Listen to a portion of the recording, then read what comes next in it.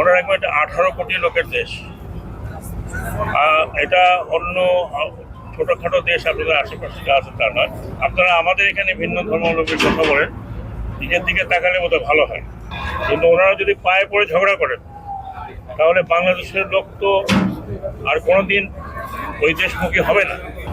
এই বিষয়ে যদিও আমার বিষয় না, এটা পররাষ্ট্র মন্ত্রণালয়ের বিষয়। ওনারা অনেকটা সুপ্ত প্রতিক্রিয়া দেখিয়েছেন এবং মনে হয় যে ইন্ডিয়ান যে হাইকমিশন আছে তাকে তলব করা হবে, যদি না হয় তাকে হবে।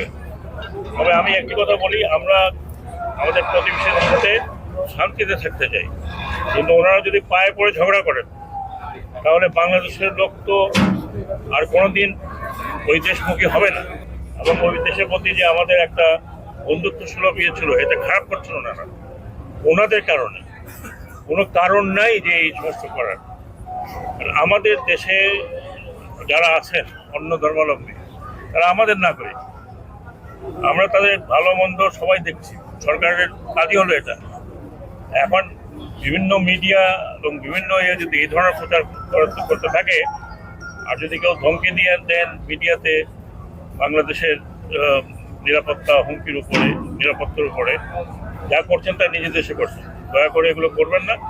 আমরা একটা বন্ধুত্ব ভাবাপন্ন নিয়ে থাকতে চাই, কারণ আমরা আপনারা জিওগ্রাফিক্যাল নেইবার। কিন্তু যদি বাংলাদেশকে এইভাবে হেনস্থা করতে থাকেন, মনে রাখবেন এটা 18 কোটি লোকের দেশ।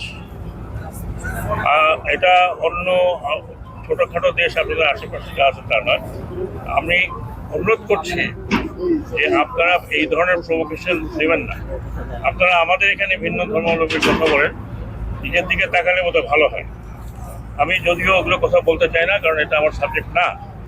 তারপরে বলছি, যেহেতু খুব কাছে, আমরা একদম আগরতলায় একেবারেই কাছাকাছি জায়গা, তো এটা আমরা আশা করি না, এটা কাম্য নয়।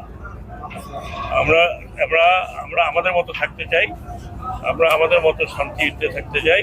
আমাদের এখানে কিছু হলে সেটা আমরা দেখি। এটাই আমি অনুরোধ করব যে ভারতীয় মিডিয়াদের, বিশেষ করে যদিও গণমাধ্যমেরও একটা সীমারেখা আছে, তারা যেন তাদের লক্ষ্যে উত্তেজিত না করে এবং তারা যেন উত্তেজনার সৃষ্টি না করে, এটাই আমার অনুরোধ। স্যার,